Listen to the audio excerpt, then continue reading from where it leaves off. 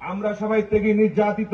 যুবদল ঢাকা মহানগর উত্তর আহ্বায়ক কমিটির সদস্য মোহাম্মদ আমিনুল ইসলাম বলেছেন, আমরা সবাই ত্যাগী ও নির্যাতিত।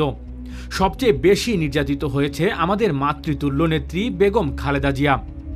তাকে কারাবরণ করতে হয়েছে। সে বাংলাদেশের সাবেক 3 বারের প্রধানমন্ত্রী, শহীদ রাষ্ট্রপতি জিয়াউর রহমানের সহধর্মিণী। আজকে তার পঙ্গুত্ব বরণের মতো অবস্থা। সোমবার উত্তরখান থানার ৪৫ নং ওয়ার্ড যুবদলের কর্মী সভায় তিনি এসব কথা বলেন।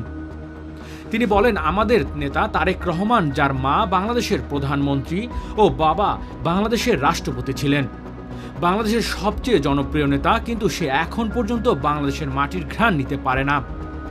আমরা কি নির্যাতনের শিকার হয়েছি, নির্যাতিত তো হয়েছে তারা যদি এই জাতির জন্য, রাষ্ট্রের জন্য কাজ না করত, কথা না বলতো, তাহলে তাদেরকে কোনো নির্যাতনের শিকার হতে হতো না।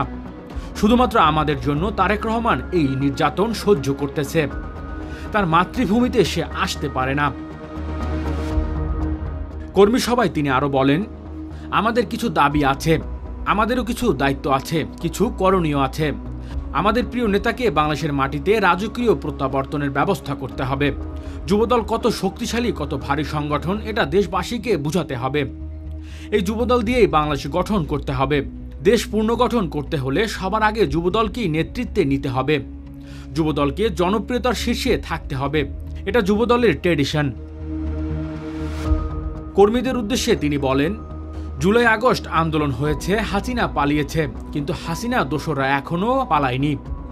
বন্ধুরা, জুলাই আগস্ট আন্দোলন হয়েছে, হাসিনা পালিয়েছে, হাসিনার দোসররা কিন্তু পালায়নি।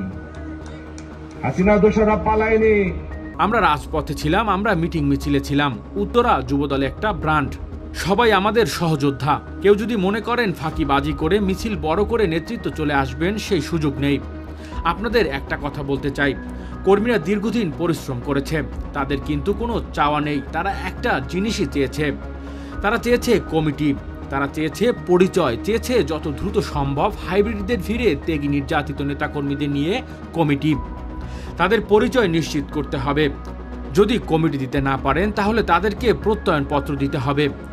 সামনে আমাদের সুদিন আসছে, আশাবাদ ব্যক্ত করে তিনি বক্তব্য শেষ করেন। Desk report, metro TV.